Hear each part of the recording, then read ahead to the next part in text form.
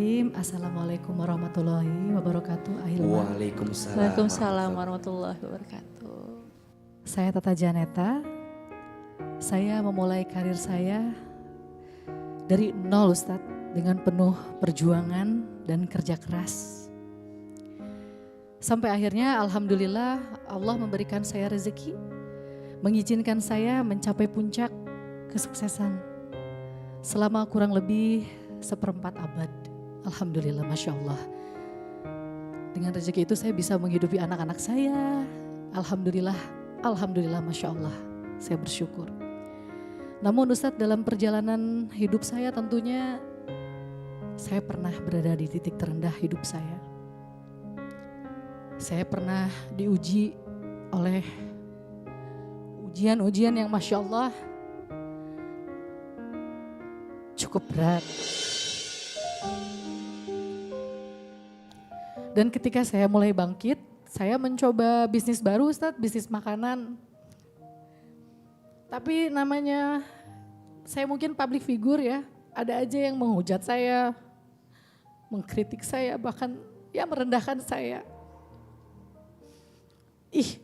Turun level, turun derajat. Padahal saya melihat ini sebagai langkah untuk menjadi pribadi yang lebih mandiri, lebih baik, lebih bermanfaat untuk orang, dan lebih dekat dengan rezeki yang insya Allah lebih halal dan barokah. Saya ingin membuktikan bahwa kesuksesan itu bukan hanya dari panggung dan popularitas, tapi tentang bagaimana kita bisa memaknai hidup dan memberi manfaat untuk orang banyak.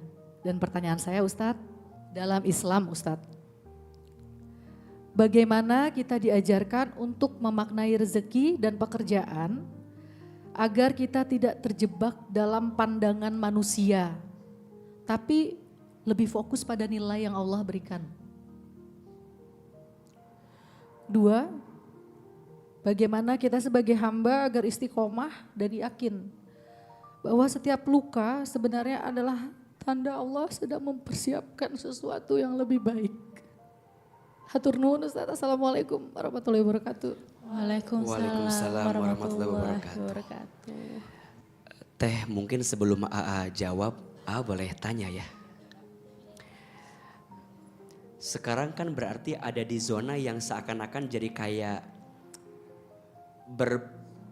berbalik gitu ya. Dulu dengan hingar-bingar suara, lighting, cahaya. Dan sekarang Teteh meninggalkan itu dan dengan kehidupan yang sekarang. Ada bedanya enggak? Beda Ustaz.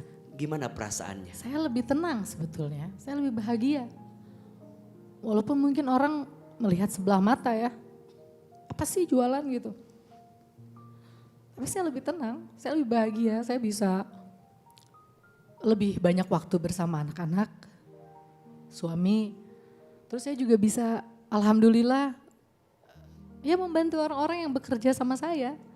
Jadi dalam ibadah pun saya bisa lebih banyak waktu. Karena kalau dulu kan saya nyanyi bisa jam segini, jam 9 malam saya baru pulang. Besok pagi saya flight lagi kemana, nyanyi lagi, nyanyi sana sini, nyanyi. Sampai anak pun kadang-kadang ya jarang untuk ketemu saya. Jadi hikmahnya banyak. Lebih tenang sih saya Ustadz, lebih bahagia. Walaupun orang mungkin, kasihan deh loh gitu ya. Tapi alhamdulillah saya merasa lebih bahagia. Bunda, itulah hidup. Hidup itu nggak di atas terus, juga nggak di bawah terus. Dikayakan belum tentu dimuliakan. Dimiskinkan belum tentu dihinakan. Dunia ini hanyalah permainan dan senda gurau. Wamal hayatud dunya illa la'ibun walahwun. Dan adapun kehidupan dunia hanyalah apa? Permainan dan senda gurau. Maka pesan AA, mohon maaf ya, yang sedang ada di atas jangan sombong. Yang sedang ada di bawah jangan putus asa. Bukan itu ukuran dunia yang sesungguhnya. Dunia ini hanyalah jembatan. Jangan pernah membangun istana di atas jembatan. Biarlah istana itu kita bangun setelah jembatan ini, yaitu akhirat. Betul? Dunia pernak-pernik saja, bumbunya saja. seperti apa istananya nanti di surganya Allah Subhanahu wa taala. Maka betul tadi Teh Tata menyampaikan bahwa beliau sudah ngalamin pasang surut dalam hidup. Bahkan pernah ngalamin titik terendah, dikhianati, dibohongin, ditinggal pergi, dicaci maki, diberi rezeki, diambil lagi rezeki, dihilangkan popularitas, dikenal lagi, udah tenang, dicibir lagi. Terus hidup mah begitu. Betul nggak? Menurut AA, Teteh, titik terendah itu titik terindah. Karena biasanya ketika orang sedang mengalami titik terendah, dia bisa makin dekat dengan Allah.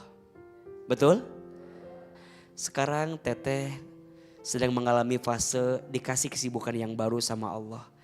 Tentang memahami rezeki lewat jalur perniagaan.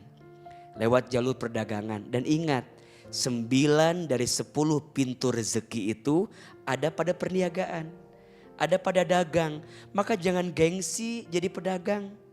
Jangan ngerasa kecil. Yang kemarin jadi artis populer di panggung lighting yang terang. Sekarang harus jualan mohon maaf gorengan. Harus jualan makanan. Tidak kecil. Justru itu mulia di hadapan Allah. Selama halal. Selama baik. Dan selama tidak mengambil hak orang lain. Betul? Rezeki itu luas. Sehatmu rezeki. Senyummu rezeki. Tenangnya hatimu rezeki. Maka mohon maaf. Siapapun orang yang suka merendahkan pekerjaan orang lain. Sepertinya Anda tidak paham.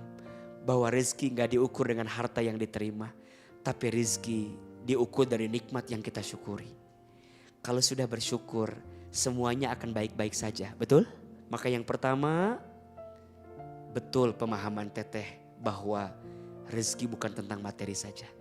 Tapi rezeki itu tentang ketenangan hati yang Allah berikan. Yang kedua, jangan mudah tersinggung dengan apa yang orang lain sampaikan kepada kita. Kita gak akan bisa nyenengin semua orang, betul? Kita udah berbuat baik saja, masih ada orang yang gak baik sama kita. Maka kita berbuat baik bukan agar orang jadi baik. Kita berbuat baik mah agar Allah tambah baik sama kita. Maka bunda sayang, tenang aja. Badai pasti berlalu. Hujan pasti berhenti. Semua ada masanya, semua ada waktunya, betul? Dan jangan khawatir untuk semua yang telah pergi, karena akan kembali dengan sisi yang lain. Tidak ada yang namanya kehilangan, yang ada hanyalah Allah mengganti dengan yang lebih baik. Segala sesuatu yang pernah Allah ambil, ketika engkau ikhlas, maka Allah akan ganti dengan wujud yang lain. Apa itu bentuknya? Tergantung hatimu. Seberapa lapang ruang hatimu untuk menerima balasan kebaikan dari sesuatu yang pernah hilang dalam hidupmu. Insya Allah.